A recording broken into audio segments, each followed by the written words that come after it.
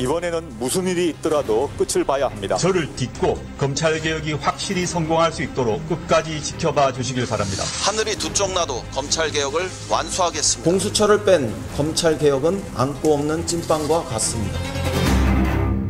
예, 청와대가 후임 법무부 장관 인선에 착수했습니다. 검찰개혁을 위해서는 오래 비워둘 것 같지 않은데요. 법무부 고위 관계자들 전원에 따르면 조 전 장관이 그제 법무부 고위 간부들에게 사퇴 의사를 밝히면서 저보다 더 개혁적인 분이 법무부 장관에 곧 임명될 예정이다. 이런 말을 남겼다고 합니다. 바통을 이어받을 그 후임 법무부 장관, 조국 장관이 저보다 더 개혁적인 분이 올 거라고 했던 그 사람은 누가 될지, 누가 적합할지 오늘 한번 이분과 짚어보겠습니다. 더불어민주당의 검찰 출신 의원이죠. 백혜련 의원 연결이 돼 있습니다. 백 의원님 안녕하세요. 예, 안녕하세요. 사실은 이제 검찰개혁의 적임자다 하고 임명했던 조국 전 장관이 결국 사퇴를 했기 때문에 검찰개혁 동력이 좀 떨어지는 거 아니냐 이런 우려도 나오거든요. 어떻게 보세요?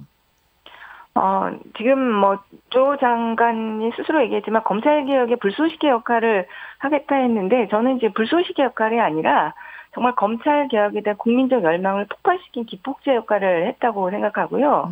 그 역할을 다 하셨기 때문에 조국 장관의 그 사태로 인해서 검찰개혁 동력이 약화되지는 않을 것이라고 생각합니다. 예. 이미 이제 불붙기 시작했기 때문에 이것이 더 크게 퍼져나가면 퍼져나가지 줄어들지는 않을 거라고 생각합니다. 이제 막 불이 붙었으니까 사실은 이제 숯불 같은 거 생각해 보면 처음에 붙는 게 어려운데 한번 붙으면은 잘 꺼지지 않잖아요. 그렇죠. 그런 단계가 됐다고. 네. 어떤 이런 검찰개혁이라는 단일한 의제를 가지고 100만이 넘는 시민들이 모인다는 것은요, 상상할 수 없는 일입니다. 자, 그러면 이제 후임자가 누가 와서 이 불을 꺼뜨리지 않고 계속 가지고 갈 것인가, 이 부분인데, 조국 전 장관이 법무부 떠나면서 저보다 더 개혁적인 분이 법무부 장관에 곧 임명될 예정이다. 이런 말씀을 했다고 하죠. 지금 뭔가 네. 좀 염두에 두고 있는 인물들이 구체적으로 있는 건가요? 제가 볼 때는 그때 염두에 두고까지 말씀을 하셨다고 보기는 어렵고요. 사실 조국 법무부 장관의 사퇴 자체가 생각보다는 갑작스럽게 이루어진 면이 있기 때문에 그것까지 어떤 준비되었다고 보기는 어렵다고 보입니다. 그러나 검찰개혁을 꼭 해놔야겠다는 어떤 정부의 의지 이런 것들을 대변한 것이 아닌가 이렇게 봅니다. 갑작스러운 사태였기 때문에 뭐 청와대에서 누구를 이미 골라놓고선 그걸 듣고 조국 장관이 한 얘기는 아닌 것 같다. 네, 제가 볼 때는 여러 가지 상황을 봤을 때 어떤 준비되어 있었던 그런 상황은 아니라고 아닌 봅니다. 아닌 것으로. 자, 그럼 백혜련 의원이 보시기에 지금 후임자로서 가장 필요한 덕목이랄까요? 제일 필요한 건 뭐라고 보세요? 무엇보다도 검찰개혁에 대한 의지와 추진력이라고 생각합니다. 지금 그 부분을 결국 조국 장관 임명될 때도 그 부분이었고 지금은 이제 기폭제로서의 역할을 하시고 물러나신 상황에서 후임자는 그 조국 장관이 제시했던 그 검찰개혁의 구체적인 과제들 그리고 패스트트랙에 올라 있는 공수처 법안과 검경 수사권 조정 법안의 후속 조직들을 마무리할 수 있는 검찰개혁에 대한 의지와 추진력을 갖는 것이 무엇보다도 가장 큰 요건이라고 생각합니다. 개혁에 강한 의지, 거기에다가 이끌어 나갈 수 있는 추진력 두 가지를 갖춘 인물 보입니까? 네. 지금 있습니까? 어떻게든지 찾아내야 되고 찾을 수 있다고 생각합니다. 아니 사실은 이제부터 찾아 나서면 좀 시간이 걸릴 것 같고 이미 청와대는 인선 작업에 착수했다. 그렇게 오래 비워두지 않겠다라는 의지를 가지고 있다고 제가 들었어요. 네. 그렇죠? 그러면 당에서도 함께 좀 보고 계시는 거예요?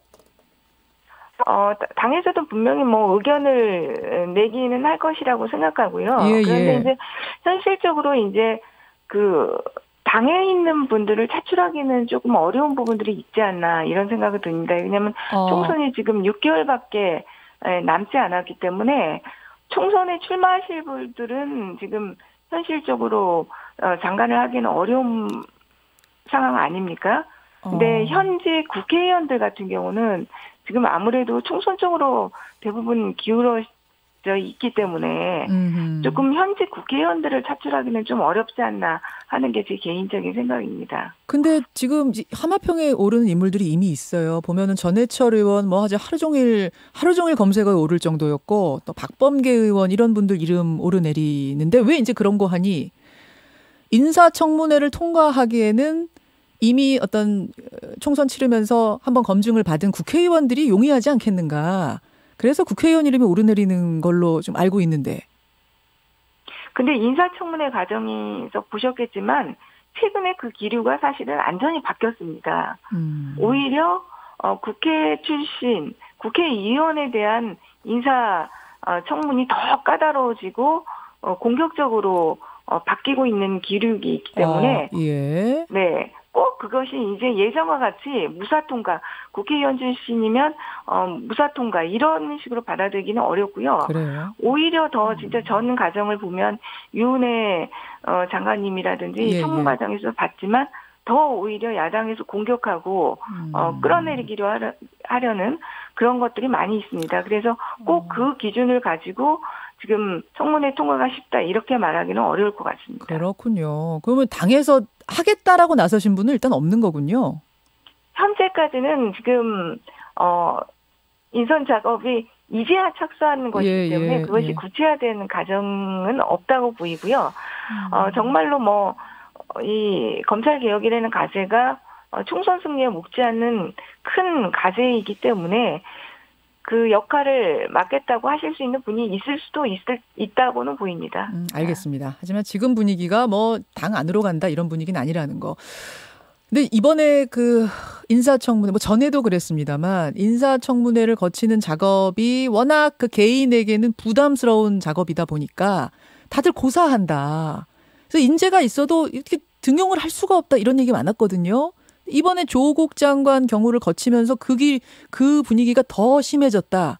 그래서 인선이 더 어렵다. 이거 맞는 얘기인가요? 그것은 맞는 얘기긴 합니다.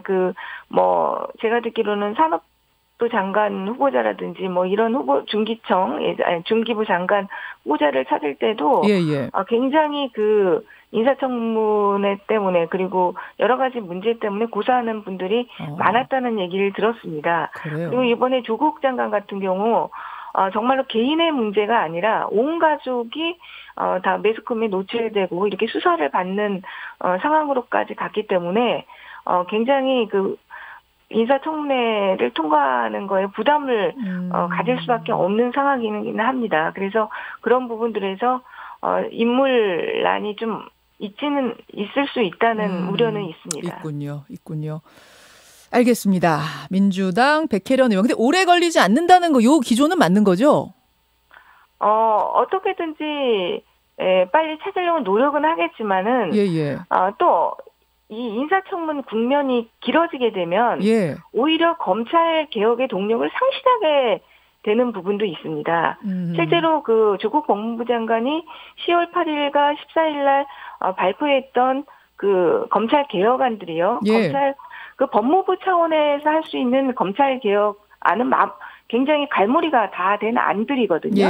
그리고 그것을 신속하게 추진할 수 있습니다. 근데 만약에 이 인선 작업 때문에 오히려 늦어진다고 한다면은 검찰 개혁의 동력이 떨어지는 측면도 있고요. 지금 패스트트랙 의결이 사실 10월 29일부터 가능한 상태가 됐지 않습니까?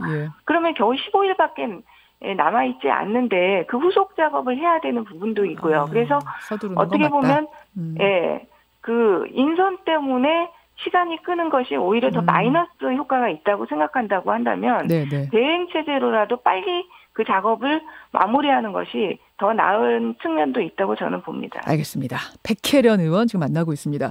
사실 법무부가 할 수 있는 개혁의 영역이 있는가 하면 국회가 법안으로 뒷받침을 해줘야 되는, 법안으로 만들어줘야 되는 개혁의 영역이 있죠. 그게 어떻게 보면 더 근본적이고 더 어려운 건데, 하나는 검찰이 수사권과 기소권을 함께 쥐고 있는 이 문제, 이른바 검경 수사권 조정 문제고, 또 다른 하나는 고위공직자 비리만 전담해서 수사하는 공수처를 만들 것인가 말 것인가, 이 문제가 또 다른 과제고, 검경 수사권 조정에 대해서는 보면 여야의 큰 이견은 없는 것 같아요.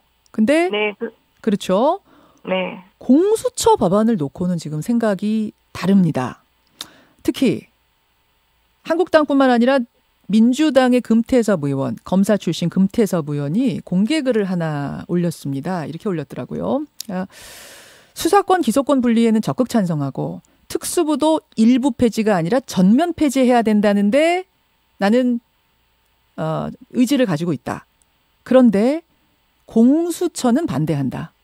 왜냐하면 무소불위의 옥상옥 조직이 하나 더 느는 셈이고 검찰의 가장 큰 문제가 수사권, 기소권 다 쥐고 있는 그 부분이었는데 왜 공수처는 수사권, 기소권을 다 쥐고 흔드는가? 이상한 정부가 혹시라도 들어서서 그걸 휘둘러 버리면 그때는 어떻게 할 것인가? 막 이런 문제 제기 같아요. 어떻게 보십니까? 그 우려들을 예전부터 말씀을 하셨는데요. 먼저 금태섭 의원님께서 저는 검찰의 문제를 수사권과 기소권을 다 가지고 있기 때문에 문제다. 이 문제의식 자체에 동의하기가 어렵습니다. 물론, 네. 물론, 그러니까 큰 권한을 가지고 있다는 측면에서, 그 부분은 동의가 되지만은, 그러나 그 검찰의 가장 큰 문제는 견제할 수 있는 기구가 없었다는 것. 그 측면에서도 저는 큰 문제점이 있었다고 생각합니다. 그러나 이제는 그래서 수사권 조정 논의와 공수처 논의가 그래서 나온 거거든요. 일종의 수사권의 상당 부분을 경찰이 가지고 되고 또 하나의 견제 기구로서 공수처가 나오게 되는 겁니다. 그리고 공수처라는 것은 그동안에 이제는 검찰에서 하는 수사를 국민들이 믿지를 못합니다. 특히 고위공직자 그리고 검사 제19 감싸기식으로 검사가 저지른 비리에 대해서 수사하는 결과는 국민들이 믿지 않기 때문에 검찰이라든지 법원이라든지 이 식구들이 저지른 범죄에 대해서는 독립적인 기구가 수사해달라. 이것이 국민들의 요구였거든요. 그래서 이 공수처 논의가 그동안 계속적으로 나왔던 것이고 공수처와 수사권 조정이 제대로 이루어진다면은 견제와 균형의 원리에 의해서 검찰도 제대로 바로 설 수 있다고 생각합니다. 만약 제가 이상한 정부라고 표현하면 좀 이상할 것 같고 어떤 정부가 들어섰는데 그 정부가 이른바 나쁜 정부예요. 권력을 주고 흔들려고 하는 그런 정부가 들어섰을 경우에 공수처가 남용되지는 않겠는가, 악용되지 않겠는가, 이 부분의 우려는 어떻게 보세요? 그래서 그런 부분들에서 공수처의 정치적 중립성과 독립성이 중요하기 때문에 공수처장 임명 방식에 있어서 지금 제가 내놓은 안도 그렇고요. 권은희 의원 안도 그렇고 훨씬 더 검찰보다도 정치적 중립성과 독립성을 가질 수 있는 구조로 되어 있습니다. 대통령이 좌지우지할 수 있는 구조가 아닙니다. 야당의 비토권이 인정되고 추천위원회의 권한이 확실하게 보장되는 그러나 검찰 같은 경우는 검찰총장이 일방적으로 대통령이 임명하는 구조로 되어 있지 않습니까? 네, 그렇기 때문에 그럴 수 있는 구조가 아니고요. 알겠습니다. 오히려 두 개의 기구가 견제와 균형의 원리에 의해서 그렇게 쥐고 흔들 수 있는 구조가 안 될 것이라고 저는 생각합니다. 공수처장을 임명할 때 그때 이제 대통령의 임명 권한을 견제하면 된다. 여야가 그 권한을 다 가지고 있으면 된다. 그 말씀이세요? 네. 알겠습니다. 그것도 그렇고요. 기본적으로 하나의 무소불위의 권력이었던 검찰만이 있는 것이 아니고 또 하나의 기구인 공수처가 있는 거 아닙니까? 서로 간에도 견제와 균형이 이루어지는 거죠.